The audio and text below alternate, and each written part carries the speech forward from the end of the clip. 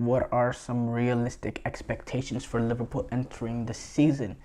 It's a loaded conversation to have because of the fact that this is a team that's been up there the last years or so under Jürgen Klopp, but now this is a team that's with a new manager and in the middle of a recycle. Jürgen Klopp, he was able to start that recycling, especially of the midfield, bringing in the likes of McAllister, Dominic Szoboszlai, Gravenberg. But it was also a team that punched massively above their weight last season and was really hanging on last season when they were in that title race for as long as that they were. A lot to do with the fact that Jürgen Klopp was leaving, and there was that storyline, that added element to their play, but also in the fact that it was just they relied on a lot of last minute goals and equalizers, and there was just that element of hanging on. Their levels were nowhere near the levels of the great Liverpool teams in the past that took City to the final day or that ran away with the Premier League that season. So I think realistic expectation is just to get into the top four. I mean, I don't think it's disappointing of Arne Slot doesn't push Manchester City. I don't expect them to. I think they will have their ups and downs adopting to the new philosophy because, yes, he plays. Arne Slot does play an attractive style of football, total sort of style of football, like the Dutch style of football.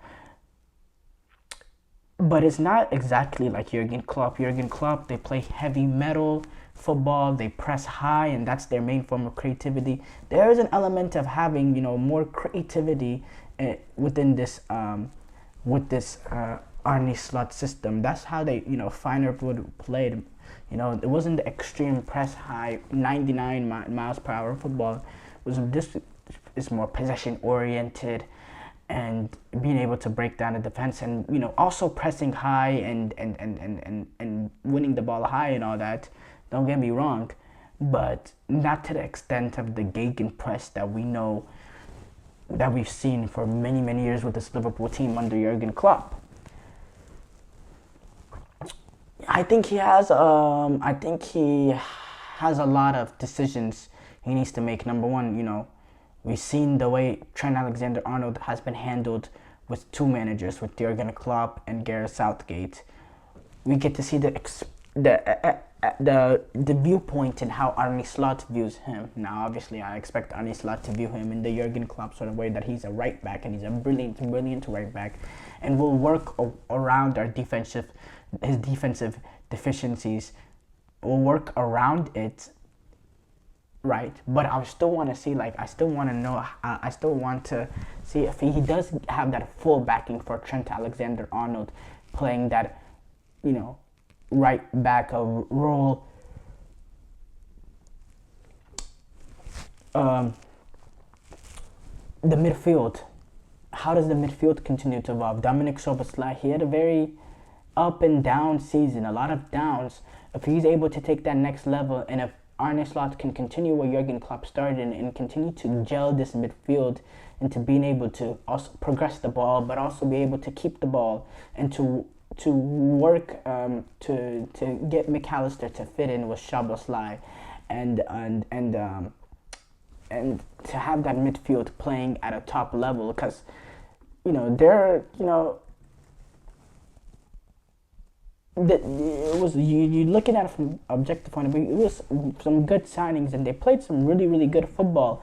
And Endo came in, and it kind of was a revelation for him. So if he's continuing him playing alongside Szoboszlai and McAllister, that's going to be very interesting to watch. And if